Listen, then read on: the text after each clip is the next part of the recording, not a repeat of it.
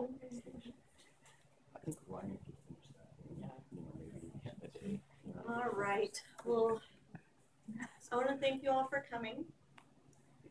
Again, like I said, this is a talk tonight about a parenting tip I call the chore jar. And I know you guys are all wonderful parents or grandparents, and I know that you all will have a lot to contribute. So please don't feel afraid to speak up and voice what you have to say. I'm going to start out. Most of you know my daughters.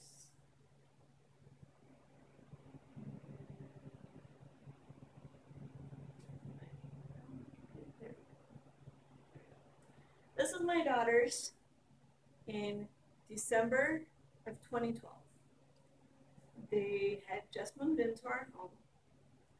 And of course, we've got a 5-year-old at the time, and a 4-year-old who had just moved into our house, fresh from the foster care system.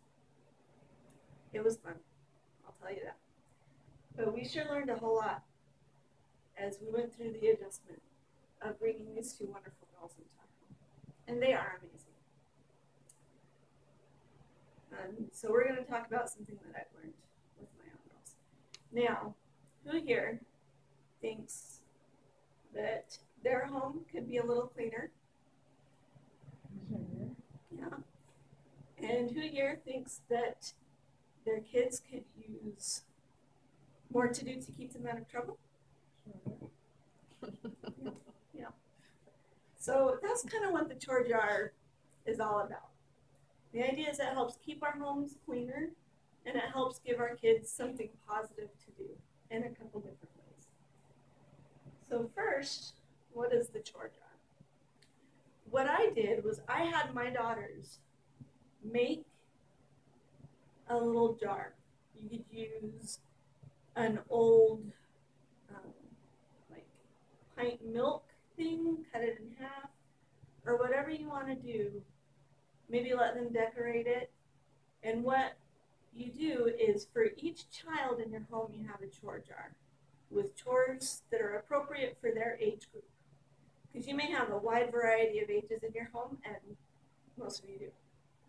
So your oldest kid isn't going to be able to do stuff that your youngest kid can do. And to expect your youngest kid to do stuff that your oldest kid can do is not going to work out. So the idea is you put chores in the jar that child is capable of doing, and that will make an impact on that child. We try to keep the chores to something that's going to take them 20 to 30 minutes to do.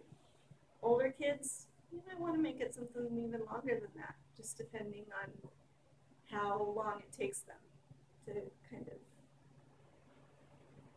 earn privileges or learn their lessons, so to speak. So how do you use a chore jar? In our homes, our children lose privileges, and I'm sure in most of your homes they do too. If they act out or have a hard time, they lose privileges. No TV, no swimming, no computer games, no going over to a friend's house, stuff like that. They lose those privileges when they get disciplined. One way that you can use the chore jar is to give them an opportunity to earn those privileges back. And that's the key word there, is earn. They have to really earn it. And that way it kind of becomes an opportunity for them to show repentance, for them to think about what they've done, to do something that'll set it right.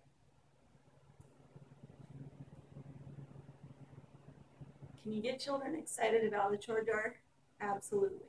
I talked a little bit about the decoration aspect of it. That's a really good way to get them excited and invested in using this tool. You can also have them help you come up with chores.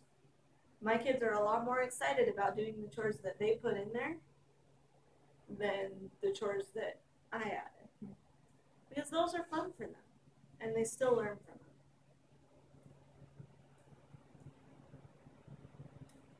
So you may say, well, gee, if the kid can always use the chore jar to get out of the consequences, doesn't that teach them that there are no consequences?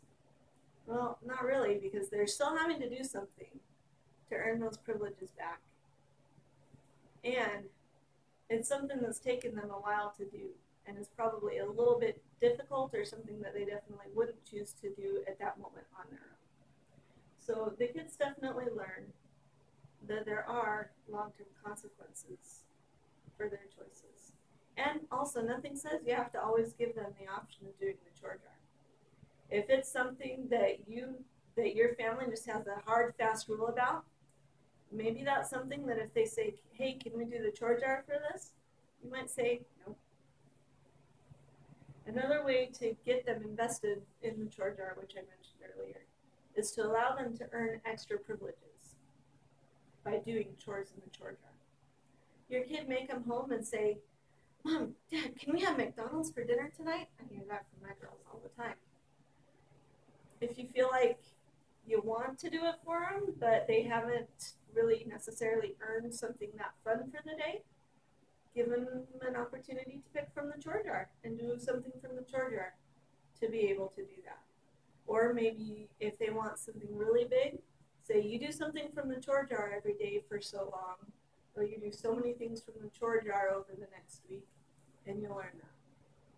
There's a lot of different ways that you can help them get excited about this. So obviously, this is how a lot of homes look sometimes. My home definitely looks like that sometimes. These aren't my girls, but sometimes the house is just a mess, and the kids just aren't going to do anything to want to help.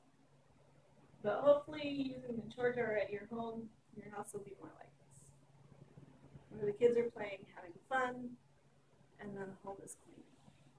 So hopefully when you go home tonight, you can think of some chores, think of some options for your kids to do so that they can earn those rewards back, or have a way to qualify when they want special privileges that you're willing to give them if they put forth a little additional effort.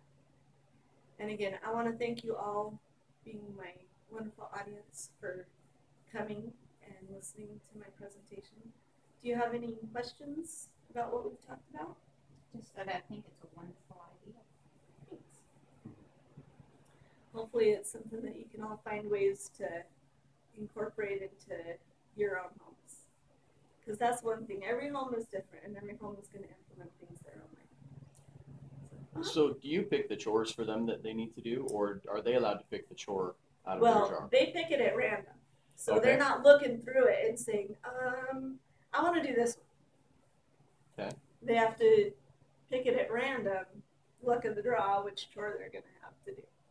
Now, some chores are easier than others. So at that point, if they get a really easy one, you make them do another one if their punishment's more severe, or if the reward they're trying to earn is much greater than the value of that chore. Yeah, exactly. So that it's something that's kind of where it fits the opportunity that they're either trying to earn or the punishment they're trying to avoid.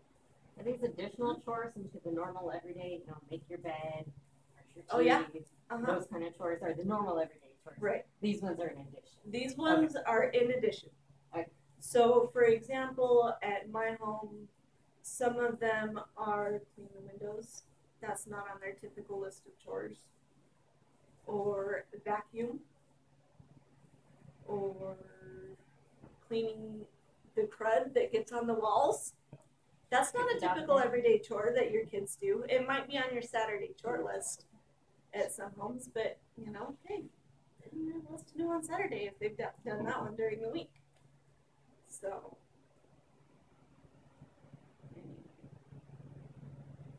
and yeah, I love having the vacuuming and the dusting in there because it means I don't have to do it so often. So, anyway, give me 1 second because I want to show my wonderful audience off.